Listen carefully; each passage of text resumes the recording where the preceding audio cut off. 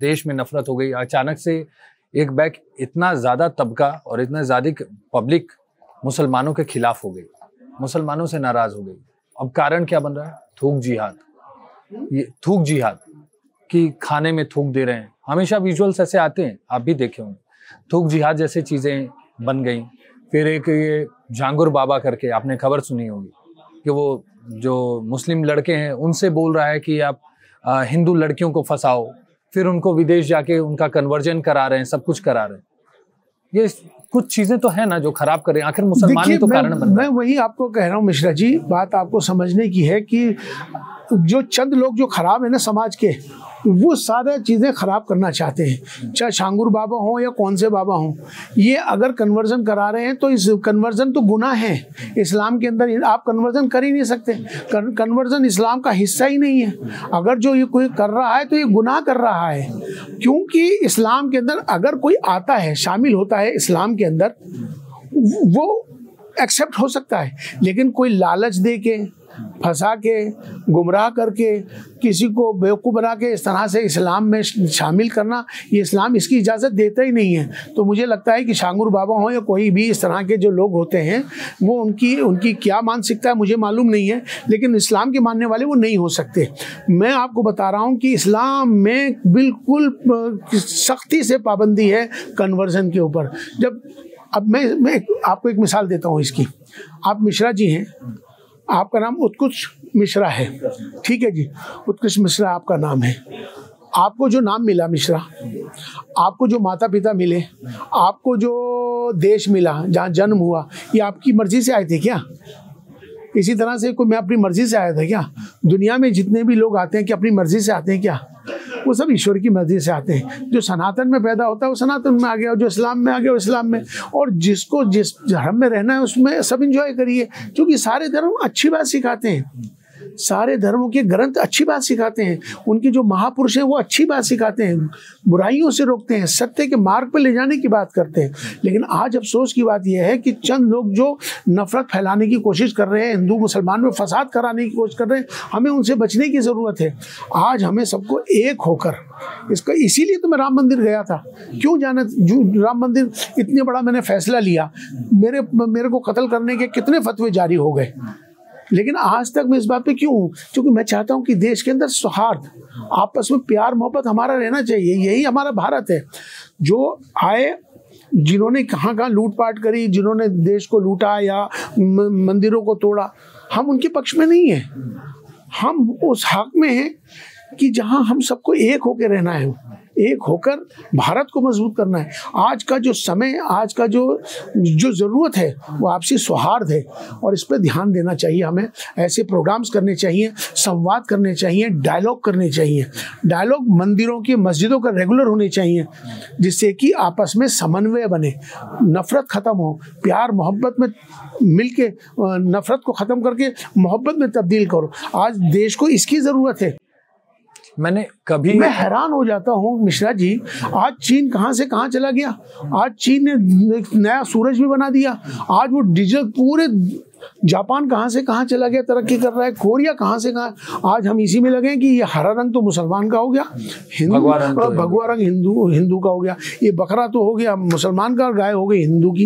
अरे कितनी अकल के पागल हो, ये तुम क्या कर रहे हो। आज दुनिया कहाँ से कहाँ जा रही है, डिजिटल दुनिया है।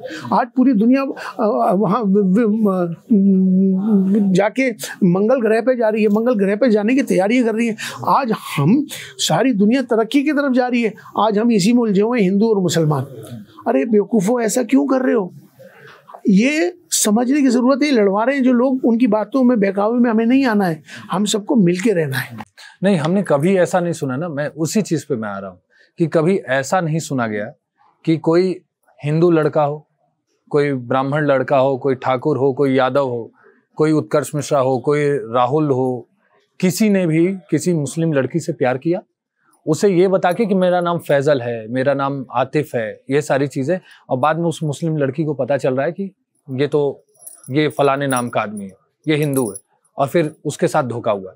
लेकिन सिर्फ ये हिंदुओं के साथ ही क्यों हो रहा है कि आफ्ताब राहुल बन जा रहा है, आयान कुछ बन जा रहा है, कोई कुछ बन जा रहा है और बाद में पता चला फतवा कर ये लोग ऐसी चीजें इसके खिलाफ हूँ। और मैंने इस पे सबको कहा है कि देखिए आप अपनी पहचान को छुपा के जो काम कर रहे हैं वो गलत कर रहे हैं। मैं एक और चीज ऐड करूंगा कि ऐसे जो छांगुर बाबा हैं इन सब पे कोई मुसलमान नहीं बोलता, जो देश के भी मुसलमान। आप तो खिलाफ बोल रहे हैं। मेरा आपसे बात करने का कारण भी ये था कि मैं आपसे समझूं। उनके पक्ष में बोल ही नहीं सकता क्योंकि कन्वर्जन इस्लाम पक्ष में नहीं बोल रहा ना सर, लेकिन खिलाफ भी तो नहीं बोला कि नहीं उन्होंने गलत किया। नहीं बोलना किसी ने गलत नहीं बोला, बोलना चाहिए। अभी तक किसी भी मौलाना का किसी का बयान नहीं आया। मिश्रा जी, मैं आज आपके इस पॉडकास्ट से मैं कह रहा हूँ, चीफ इमाम भारत का बड़ी जिम्मेदारी से ये बात कह रहा हूँ। 5.5 लाख मस्जिदों का संगठन है, चीफ इमाम हूँ ऑल इंडिया इमाम ऑर्गेनाइजेशन के नाते से मैं कह रहा हूँ कि छांगुर बाबा हो, इनको तो सजाए मौत होनी चाहिए। उनके साथ जो लोग इस तरह का जो शामिल हैं, इस तरह के जो गिरोह हैं, ये कारोबारी लोग हैं, ये इस्लाम और धर्म के लोग नहीं हैं, ये आस्थाओं से जुड़े हुए नहीं, ये कारोबार के लोग हैं। पता नहीं कहाँ कहाँ से कनेक्शन है, क्या क्या कर रहे हैं पता नहीं। हो सकता है कि हमारे देश के अंदर जो हमारे देश के खिलाफ जो बहुत सारे ऐसे देश हैं जो माहौल को ख़राब करना चाहते हैं, जो वो ताकतें, वो विरोधी ताकतें जो नुकसान पहुँचाना, हो सकता है उनके साथ मिले हों, ये साजिश रचे हो, क्योंकि इस्लाम का हिस्सा है ही नहीं। इस्लाम में कहीं पर भी कन्वर्जन का कहीं कॉन्सेप्ट नहीं है, क्योंकि मना किया गया है कि आप कन्वर्जन नहीं हो सकता। कोई खुशी से आता है वो एक अलग चीज़ है, लेकिन लालच से कोई शादी के बहाने से कोई इस्लाम धर्म करता है वो भी जायज़ नहीं है।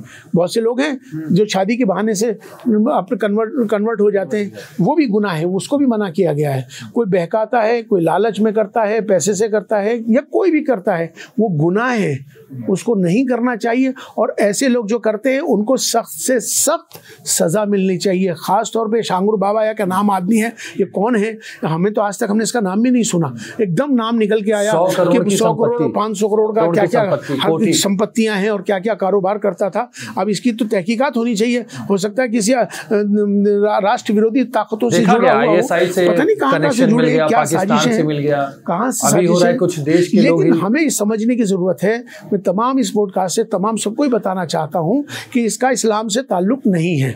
ऐसे लोगों को सख्त से सख्त सज़ा मिलनी चाहिए और ऐसी सज़ा मिलनी चाहिए कि दूसरा कोई और गलती ना कर सके। नहीं, मैं वही समझ रहा हूँ। एक क्रिकेटर है, उन्होंने रमज़ान के समय में वो ड्रिंक पी ली, उनके ऊपर फतवा जारी हो गया।